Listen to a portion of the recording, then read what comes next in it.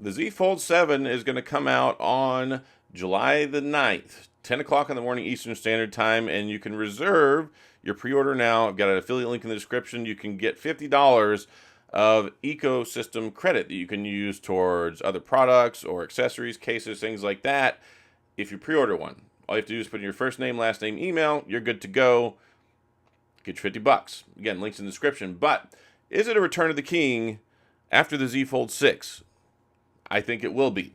And I think that it's going to reassert its place at the top of the folding phone pecking tree when you take a lot of things into consideration, right? So the Z Fold 654, kind of underwhelming, right? Just slightly iterative upgrades, and a lot of people really weren't that happy. A lot of people didn't want to upgrade. I remember when the Z Fold 6 came out, and people are like, I'm going to keep my Z Fold 4, I'm going to keep my Z Fold 5, I'm going to keep my Z Fold 3. There's nothing special here. It basically looks like the same phone. Been the same cameras for a couple of years. So I think Samsung listened to all that criticism, and I think they listened to the lack of dollars, right? Ultimately, money makes a lot of these companies move whenever it comes to innovation. They use the same phone, kind of the same design, but put out kind of an iterative upgrade. You can only do that for so long, and I think they reached the tipping point when the Z Fold 6 came out. Now, don't get me wrong. Z Fold 6 is fantastic. It's a really good phone, and it's my favorite foldable phone. But is it inspiring when you take a look at phones like the Oppo Find N5, the Huawei, not the Huawei, but the Honor Magic V3? No, not really.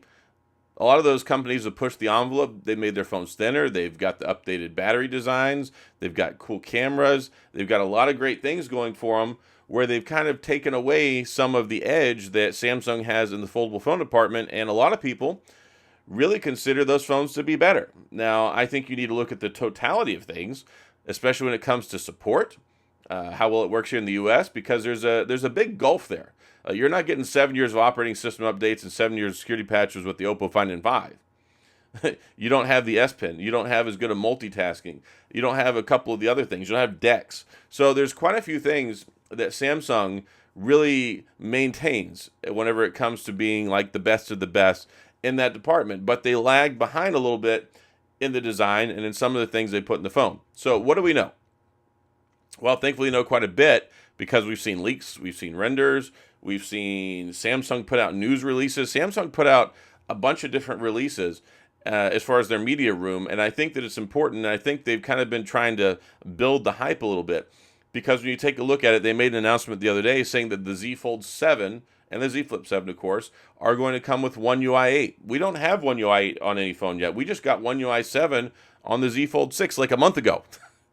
So it's kind of crazy. We just got One UI 7 on the S25 series back in January. So here we are now in June, February, March, April, May, June, 6 months later in July, whenever this phone comes out.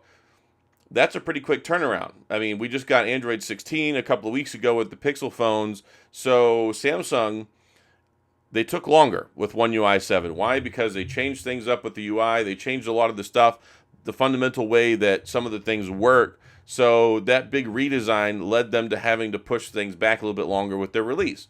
I mean, for instance, Android 15 came out on the Pixel phones in September last year, and we didn't get it on the S25 series phones until they launched in January. And then we didn't get it on the S24 and the Z Fold 6 and things like that until April, May. So to turn around that quickly, I think it's going to be exciting. We're going to get One UI 8, Samsung's version of Android 16. So that'll be cool. They've also said that it's going to have ultra features.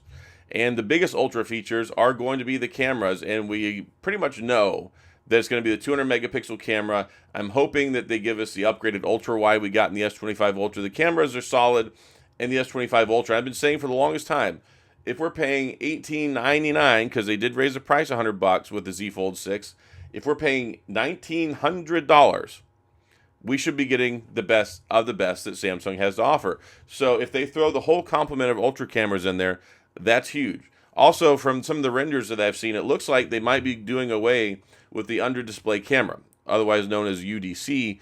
Somebody used that acronym the other day. I'm like, what is a UDC? Because nobody really talks about it that much, but under-display camera, I'm okay with that, because the under-display camera, I think, has been proven to not be that great. So to have a real camera back in the screen again, that's not under the display, that is a much higher quality, I think will go a long way, and hopefully we get an upgraded selfie along with the camera system. That would be really good. We also know that it's going to have more AI stuff. There's going to be more AI integration when it comes to One UI.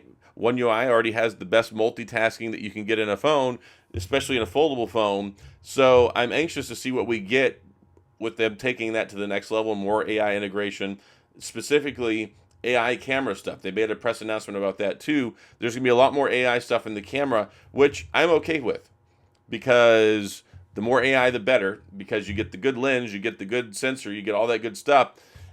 All the computational photography is really what takes the stuff to the next level. If you take a look at Google, what they do with the Pixel phones, yes, the cameras are good, but it's their computational photography and all their algorithmic stuff and all the crazy things they do with the post-processing that make their photos look so good.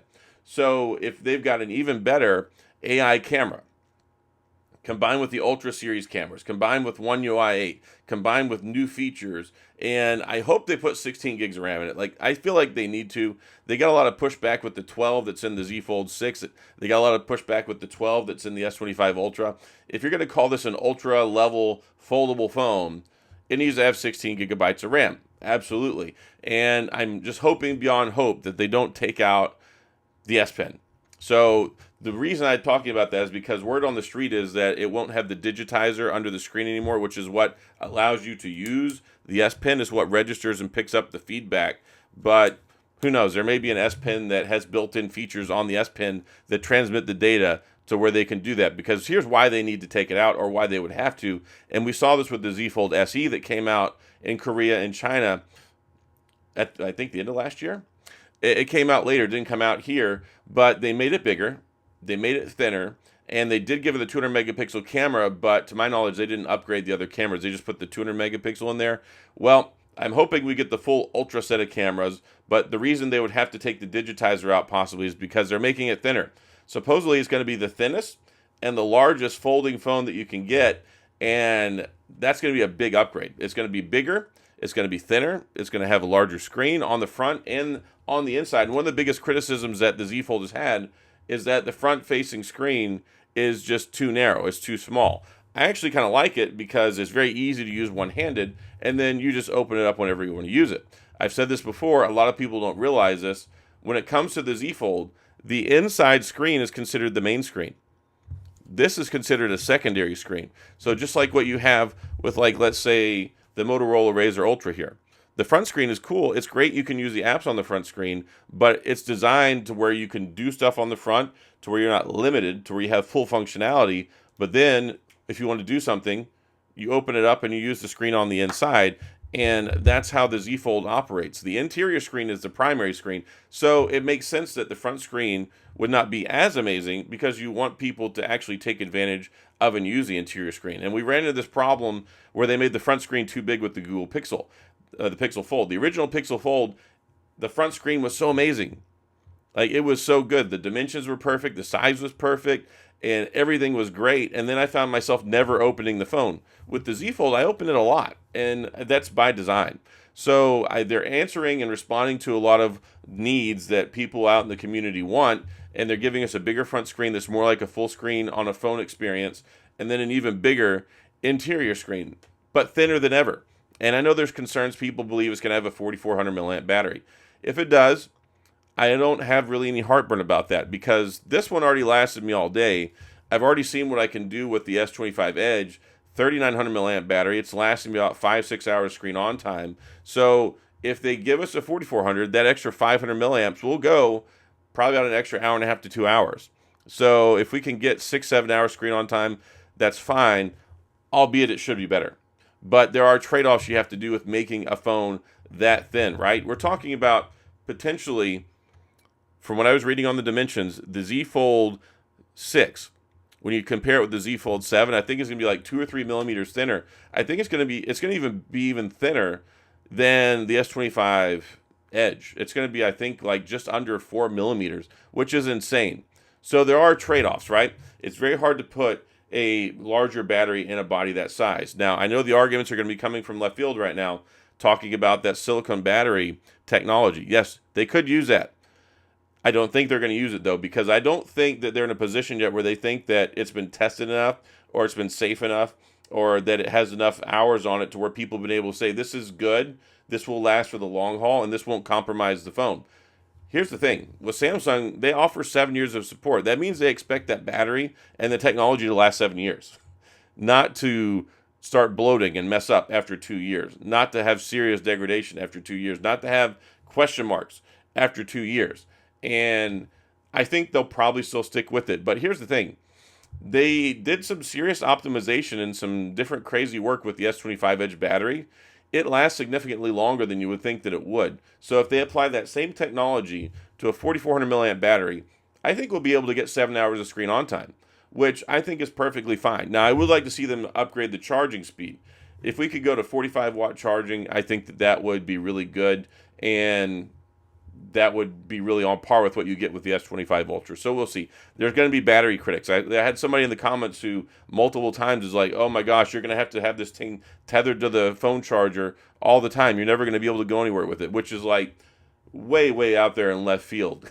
We've been able to get 6.5. I got 6.5 hours of screen on time out of this. So that's fine. As long as I can get 6 hours of screen on time, I'm happy with the battery life on pretty much any phone. That is enough to where you can seriously use your phone a lot, all day. Most people don't use their phones that much. Most people use their phones less than they think they do. When you actually look at actual screen on time, I think most people probably use theirs about 3 hours a day. I use mine like 10 hours a day. But I do this for a living. I work on my phone. When I'm not recording, I'm using my phone for stuff. I use a laptop to edit, but for everything else, email, work, making TikTok videos, YouTube shorts, Instagram reels, replying to comments, and just as my daily usage, I use a phone a lot more than most people. And there are people that do that. So I know there's some concern there. We'll wait and see what we get, because there's also concerns people are talking about a possible price increase.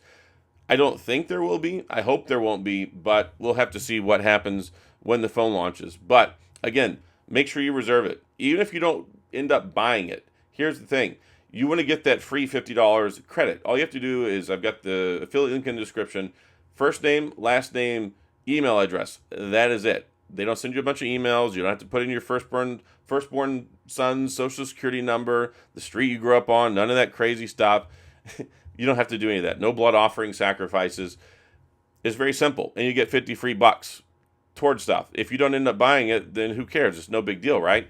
But if you do get it, then you want to put it towards stuff like a case, a screen protector, a charger, all sorts of things. And they're always having good deals, right? So whenever the new phones come out, they have deals on other things. Like last go around, they had 33% off the tablet or 33% off the Galaxy Watch Ultra if you combined it and bought the phone. So if you get 33% off and then you get an extra 50 bucks to apply towards it, that's a good deal.